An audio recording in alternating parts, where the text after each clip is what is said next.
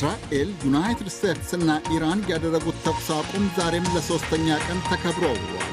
ሦስቱ መንግሥታት ተኩስ ለማቆም የተገደዱ ወይም የፈለጉበትን ምክንያት ግን እንዳሻቸው እየተረጎሙት 12 ቀናት ባስቆጠረው ውጊያም ሁሉም ድል ማድረጋቸውን እየተናገሩም ነው።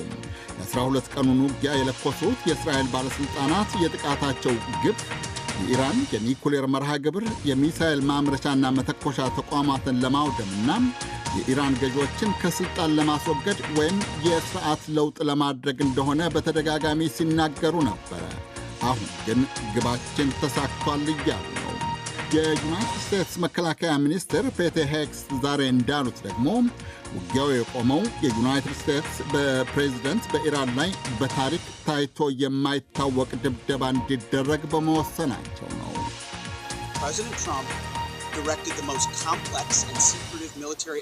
ፕሬዝዳንት ትራምፕ በታሪክ ታይቶ የማይታወቅ ሚስጥራዊ ወታደራዊ ዘመቻ እንዲደረግ አዘዋል።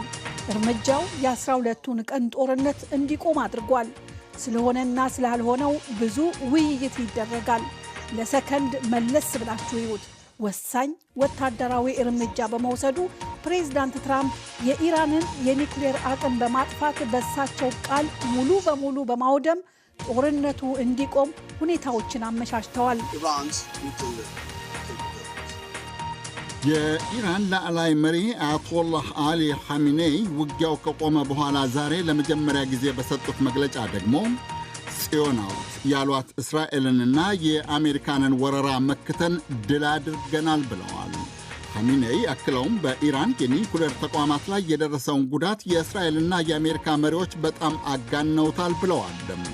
ሐሚኔይ ኢራን የአሜሪካ ስርዓት ያሏትን ዩናይትድ ስቴትስን ፊቷን በጥፊ አጩላታለች ብለዋል።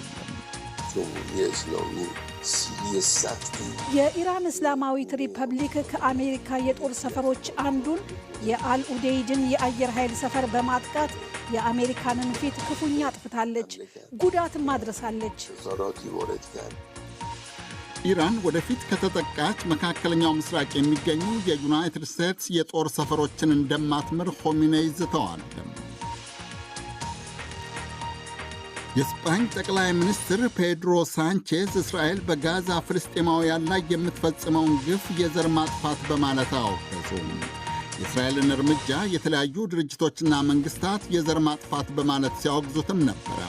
የአውሮፓ መሪዎች ግን ድርጊቱን የዘር ማጥፋት ብሎ በማውገዝ የስፓኙ ጠቅላይ ሚኒስትር የመጀመሪያው ሆነዋል።